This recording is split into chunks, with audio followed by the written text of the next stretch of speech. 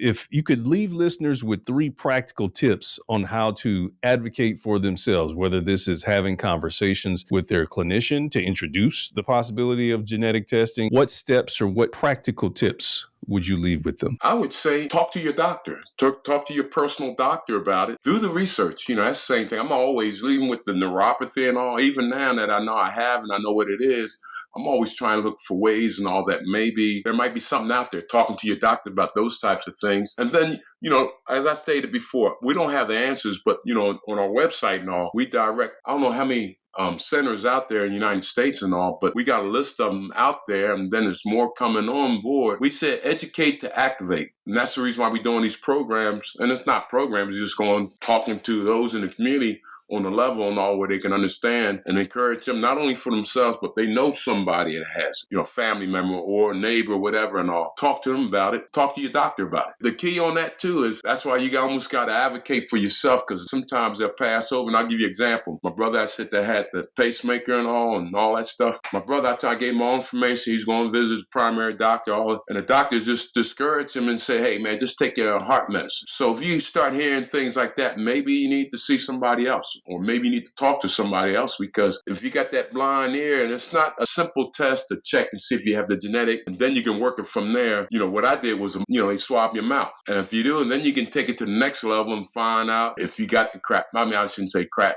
I call it crap. But it's a simple thing just to start off, but you got to start off by talking to your doctor. And if he doesn't want to, you got all these symptoms and he's not listening, maybe talk to somebody else or whatever, or get in touch with folks that are familiar with it, like the amyloidosis centers in your particular region or city.